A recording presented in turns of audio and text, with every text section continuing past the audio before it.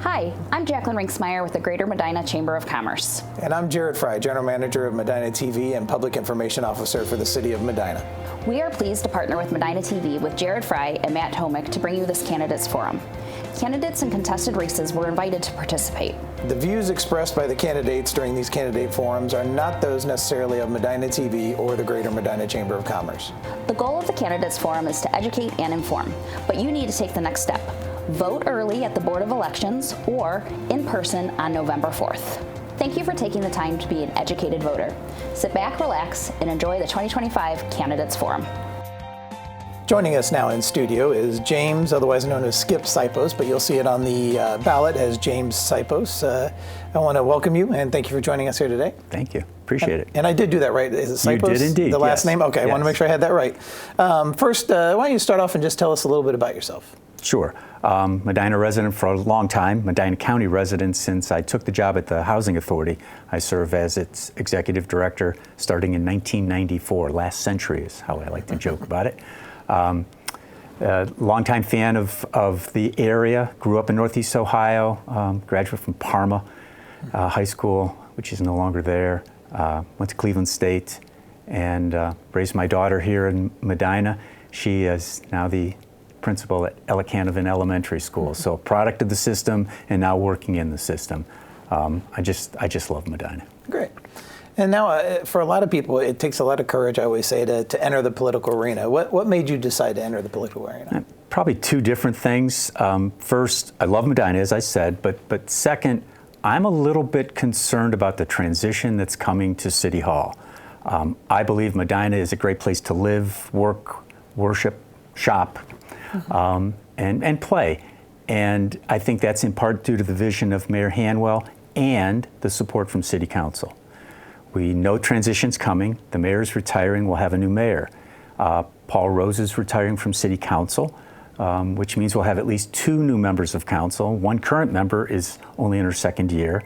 And so I believe that there's a calling now in this time for the city's history to make sure that we get experienced people who understand government and how it works, people who have the right information that they've done, whether it's serving on boards and commissions or things like that, and then just being involved in the community in different ways.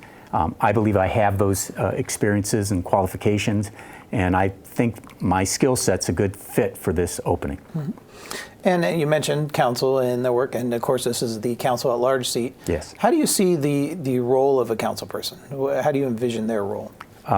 Advocacy is part of it, but then understanding and supporting the administration's efforts. So for instance, if the administration wants to do X, council's got to be supportive of it. They have to be informed, and they have to pull on the rope in the same direction. And I think that's part of the success that Medina has had. If we want to sustain that success, we have to make sure that folks are working together, understand how collaboration takes place, much like the Chamber's goal of getting folks on the same page. And that's a good point there. How do you work? Because of course you have the ward council members and then you have the two at large. How do you work on consensus or collaboration when sometimes you guys aren't going to agree on things? Well, I think that's a skill, and it's born of experience. I think it's born of connections or relationships that are established over the years, and that's the joy for me. I'll be retiring at the end of this year after 32 years at the Housing Authority. Mm-hmm. So I know the players inside City Hall and throughout the county, as well as our legislative delegation of Columbus. And so knowing those people, hearing what their perspectives are, has led me to be in a position to advocate for public policy, its formation, and its implementation, which is similar to the role an at-large council person plays. Again, speaking with James Sipos, the candidate for Medina City Council at large. Now, one of the biggest issues you'll face if elected is, of course, the deer population. Yes. What are your thoughts on what we should do as a city in regards to the deer? The deer population should be culled. It should be done as safely as possible and in compliance with the Ohio Department of Natural Resources guidance. Mm-hmm. And now that, do you feel the current structure that's in place is working? Do you feel there's things that need to be adjusted with what's currently going on? Cars are taking out more deer than the current program, if you will. It's a public safety matter.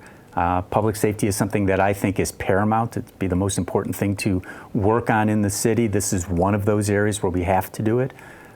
There's a member of City Council, I believe, whose car had an interaction with a deer. So the herd needs to be called. Now, you bring up public safety, so that kind of leads me into my next set of questions. Sure. I know there's been a lot of development around the square area, very well populated with events that happen with Main Street and other things that go on at the square. With that, you bring extra traffic, and one of the concerns there is public safety. What are your thoughts in regards to that? So I'm one that had an interaction with a vehicle. I was crossing in a crosswalk with the right light, and the car was much closer to me than you are. And I shared that story with Chief Kinney, and we joked about it because I didn't get hit, thank goodness. But we've had incidents like this, and so what I've talked to the chief about is, what are some of the best practices? What else might we deploy? I'm thinking in some ways about greater deployment of personnel around the square. Part of what attracts people to come to the square for events and everything else is it's the safe element. And so I want to make sure that, perhaps it's foot patrols, maybe it's bike patrols, maybe it's a motorcycle patrol. And the chief and I have kind of talked about some of these things. I see council's role as being as supportive as possible for our safety forces, not just police, but also our fire department. So we have great personnel. We're blessed from that perspective. We just need to make sure that we're constantly seeking the most innovative ways to make sure the city stays safe. Now, we touched on the growth that's happened around the square with businesses, but that business also happens beyond the square. Sure. A lot of businesses and income that comes from those businesses. How important is economic development to you? Oh, it's critical. So 3 things I want to make sure that I would focus on if I'm on council: public safety, public services, which are fantastic in the city, but then measured, appropriate economic development. This is one of the best things about the area. Again, it's collaboration. So we have the chamber, we have Main Street, and of course we have the city's economic development department. They work together, but we also have the countywide economic development corporation. Bethany Dentler runs a great shop. So when all that collaboration takes place, we have already established in Medina and throughout the county that we are very diversified in our economic development base. And so we want to make sure that we sustain that. One of the things Mayor Hanwell, somebody asked him one time, it's like, well, why do you go to a ribbon cutting for 5 employees? He says, if I go to 10, that's 50. It's a pretty good deal, right? It's like, yeah. And then when I see at those ribbon cuttings, not just the mayor or staff members, but members of council, like Denny Simpson will go to ribbon cuttings. Why? Well, he's retired, he has the time. But it also demonstrates that we are supportive of the business community. We're welcoming to them. And that's a great reputation to have, and I want to make sure it's sustained. Now, another one issue that's been big is, of course, infrastructure, whether that be roads, the water lines, or even sidewalks, which has been a hot issue lately. Yeah. What are your thoughts as far as infrastructure if appointed to council? Well, clearly it's important. I've worked on a couple different committees where we do the analysis of impediments throughout the city and the county. So we understand the importance of that. Having developed real estate as part of my job at the Housing Authority, I understand the working relationship that developers or businesses, as well as residents, have with City Hall. This is challenging because these are tight economic times, and so we have to look for ways that are best practices to perhaps work together almost in a group setting for some of the sidewalk replacement stuff. Clearly, we want to make sure that folks with mobility impairments can navigate our sidewalks and our roads, and we have to do this in an economically smart way. We've had great success, I believe, in the city. City Hall has tracked down all sorts of resources. The mayor and his team, they're constantly looking at stuff. And we have a great city engineer who recognizes how to plan ahead. They do their 5-year plan and they update it routinely. I anticipate that's going to continue, and with the right folks in place, I think we'll continue to have good success on that front as well. Now, of course, another topic I know is near and dear to your heart as far as affordable housing within the city. I know kind of twofold. One, we have a real estate market that's kind of aging as far as properties go because people have lived here for so long.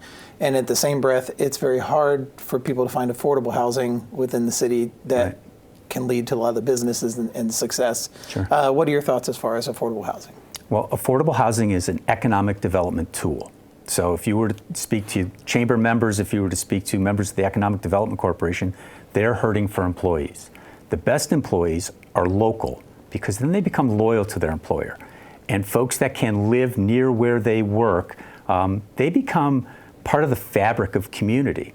So if that employee can afford to live here and can work in the same community, they become part of the PTO. They become coaches for youth sports. They vote and they shop here. They become, again, part of the community, and that's what makes communities strong. So it has to be part of the housing solution in all of Medina County. And as you look at the city as a whole, and what is the area you feel the city could most improve on? I think the Ward 1 areas where we've got aging stock and some challenges from housing maintenance, code enforcement coupled with resources, I think that's part of where we can work. As the Housing Authority has properties in those areas. We're about to redevelop an apartment building that was built in 1971. So I'm familiar with the process and the resources that are out there. I'm sure that we can educate the community a little bit more on how we can do that. Again, there are resources out there even in these tight economic times. Mm-hmm. Again, speaking with James Sipos, as you'll see it on the ballot box this November, running for Medina Council at Large. We call him affectionately Skip here as we go through this. So Skip, what would be the first thing you'd like to accomplish if elected to council? Great question.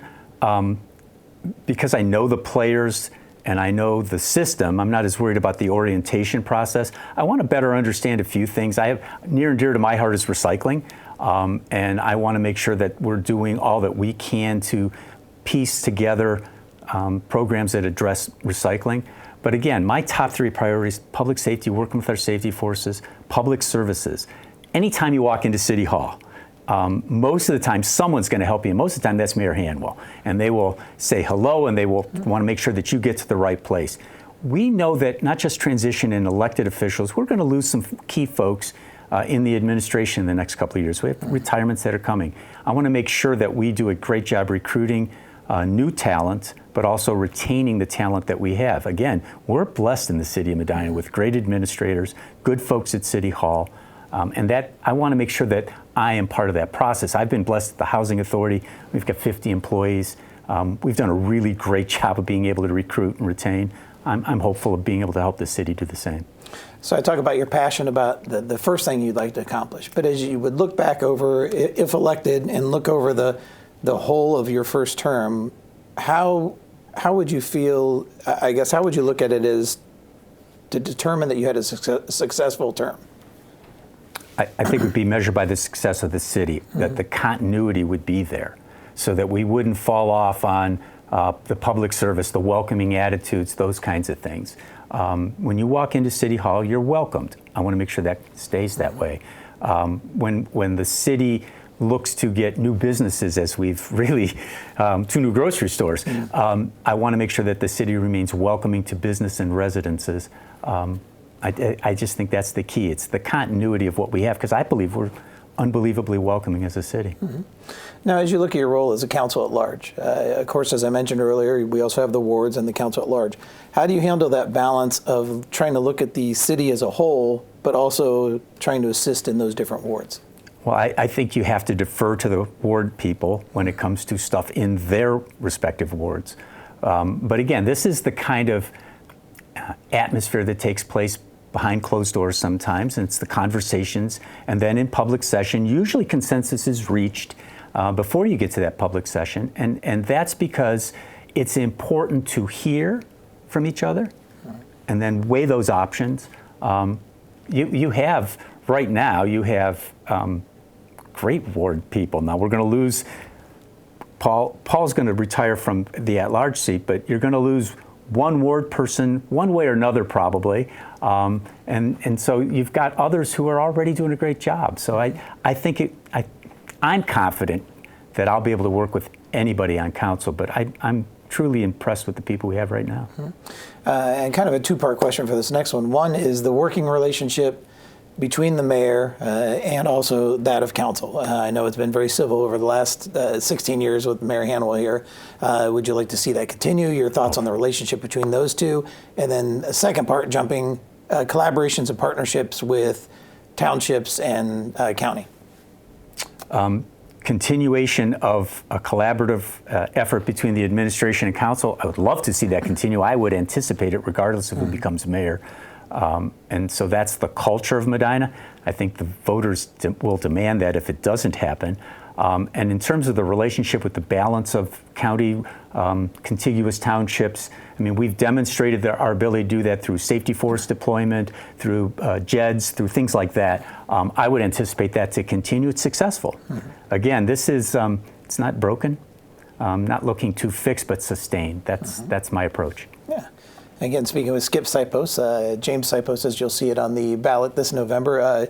You've been great. I think you ran through every question I had for you. I want to give you the opportunity, though, if I missed anything, or just, excuse me, give you the opportunity to talk directly to the voters. Sure.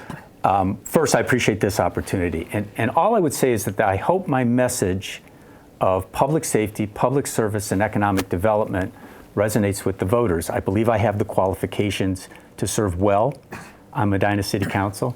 I'm not alone in that. Mayor Hanwell's endorsed my campaign. So is County Commissioner Steve Hambley, State Representative Sharon Ray, and there are many other testimonials from stakeholders in the community on my website. It could be faith-based people, business people, friends. And so I'm hopeful this resonates with the voters, and I look forward to the results on November 4th. All right, great. Well, thank you, number one, for putting your hat in the political arena, Skip, and I want to wish you the best of luck as you run for council at large this November. Thank you very much. Thank you. Appreciate it.